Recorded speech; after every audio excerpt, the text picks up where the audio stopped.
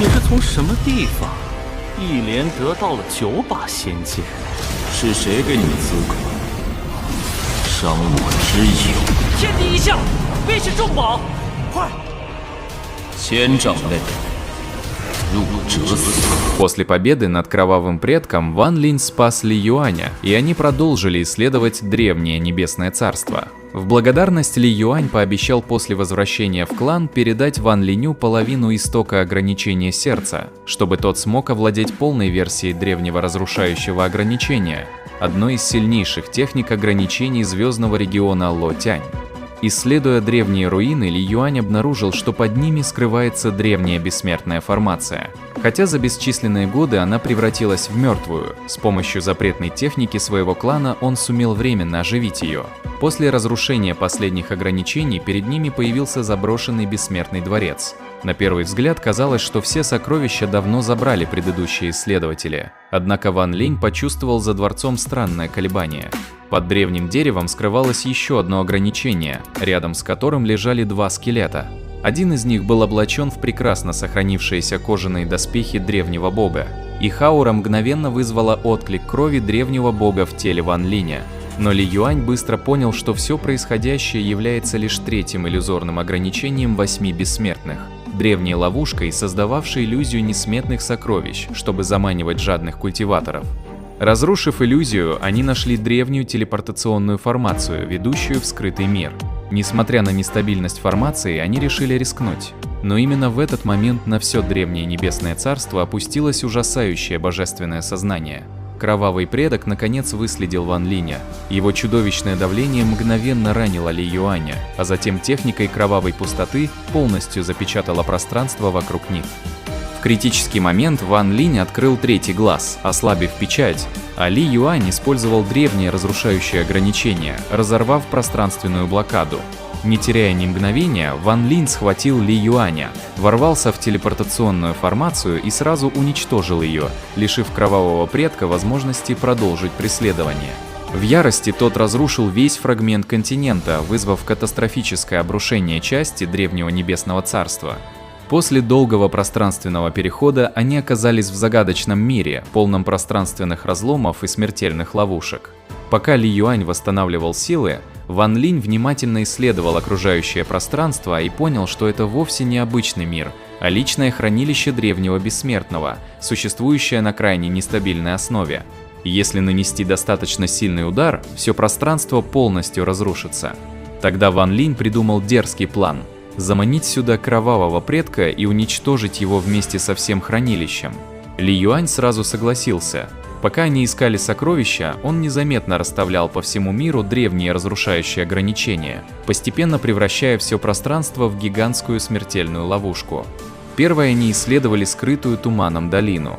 Под безобидным внешним видом скрывалась смертоносная формация. Во второй долине опасностей оказалось еще больше. Пространственные трещины, древняя формация мечей, демонические тени, ядовитый туман и пожирающие плоть насекомые превратили ее в настоящее место смерти. Используя технику кровавого побега, картину гор и рек и силу бессмертного сража, Ван Линь прорвался через все препятствия, уничтожил скрытые угрозы и добыл кость древнего зверя. Главное сокровище этой долины. Возникшие колебания случайно разрушили окружающие ограничения, открыв путь к последней долине. Именно там Ван Линь наконец получил настоящие кожаные доспехи древнего бога. В момент прикосновения его родословная древнего бога вступила с ними в резонанс, значительно усилив понимание собственного наследия. Ли Юань же получил золотую фалангу пальца, наполненную огромной бессмертной силой. Затем они вошли в древний храм, стены которого украшали 9 гигантских фресок. На них была изображена легендарная война восьмизвездного древнего бога против бесчисленных бессмертных. Эти изображения раскрыли Ван Линю истинную историю расы древних богов и помогли понять многие тайны собственного происхождения. На втором этаже он обнаружил дневник бывшего владельца храма. Из записей стало известно, что после той войны Бессмертный снял кожу спавшего восьмизвездного древнего бога и изготовил из нее эти доспехи. Однако спустя всего 3 года Небесный Император Бессмертных увидел некую неописуемую тайну, после чего сошел с ума и уничтожил самого себя. Автор дневника также узнал этот секрет, но оказался не способен ни описать его словами, ни изобразить на рисунках, оставив после себя лишь страх и одну из величайших загадок древнего Небесного Царства. Вскоре Ли Юань почувствовал под безжизненной равниной еще одну скрытую формацию. Использовав запретную технику клана Ли и пожертвовав частью собственной крови, он сумел вновь оживить давно погибшую формацию. В следующее мгновение в небо взметнулся гигантский столб света, озаривший весь фрагмент древнего Небесного Царства. Перед ними открылась легендарная обитель Небесного Наставления, крупнейшее место наследий и торговли древних бессмертных, которое с момента падения Небесного Царства никто так и не смог открыть. Столь мощное явление мгновенно почувствовали культиваторы со всех сторон. Бесчисленные эксперты стадии Вознесения устремились к столбу света, понимая, что перед ними появилась возможность заполучить древние бессмертные техники и сокровища, которых мир не видел миллионы лет. Однако Ван Линь вовсе не собирался делиться этим шансом. Одним взмахом руки он использовал силу истока земли и возвел перед входом огромную стену из пыли и камня, полностью перекрыв путь внутрь. Затем он без всякого сдерживания высвободил ауру стадии Ян-постижения. Пространство вокруг задрожало, а чудовищное давление заставило даже сильнейших культиваторов побледнеть и невольно отступить назад. Окинув всех ледяным взглядом, Ван Линь спокойно произнес: «Кто войдет, умрет». Всего 4 слова полностью подавили желание окружающих приблизиться.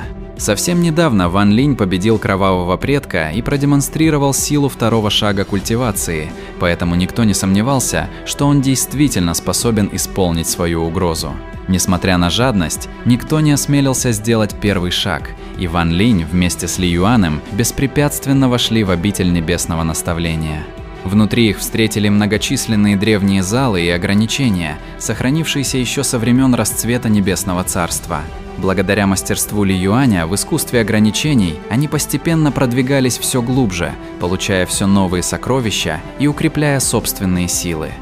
Но оба прекрасно понимали, что времени у них почти не осталось. Где-то снаружи кровавый предок продолжал поиски, и рано или поздно он обязательно найдет это место. Одновременно Ли Юань не прекращал готовить смертельную ловушку. Он соединял между собой древние ограничения, скрывая их в разных частях тайного мира. Каждая новая формация усиливала предыдущую, постепенно превращая все пространство в гигантский механизм уничтожения.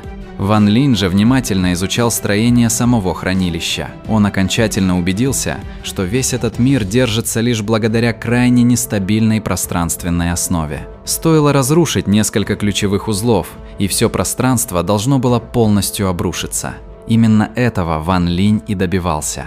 Он прекрасно понимал, что в открытом бою у него не было ни единого шанса победить кровавого предка. Даже объединив силы с Ли Юанем, они не смогли бы противостоять эксперту пика стадии чистого нирваны. Единственной возможностью оставалось использовать само древнее наследие как оружие и похоронить врага вместе с ним. Пока приготовления продолжались, Ван Линь также изучал полученные сокровища. Особенно его интересовали кожаные доспехи древнего бога. После слияния с его родословной они значительно усилили тело Ван Линя и углубили понимание наследия древних богов.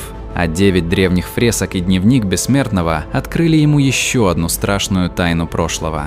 Оказалось, даже Небесный Император Бессмертных однажды столкнулся с секретом, настолько ужасающим, что потерял рассудок и добровольно уничтожил себя. Даже очевидцы тех событий не смогли оставить никаких подробностей, словно сама тайна запрещала говорить о себе. Чем больше Ван Линь узнавал об истории Древнего Небесного Царства, тем сильнее понимал, что его собственное наследие Древнего Бога связано с куда более масштабными событиями, чем он предполагал раньше. Но времени на размышления уже не оставалось. После появления обители Небесного Наставления, весь фрагмент Древнего Небесного Царства пришел в движение. Все больше экспертов собиралось вокруг входа, однако никто не решался нарушить предупреждение Ван Линя. Тем временем кровавый предок продолжал приближаться. Его жажда мести лишь усиливалась, а желание вернуть свою дочь давно превратилось в непримиримую ненависть к Ван Линю. Теперь все зависело только от одного.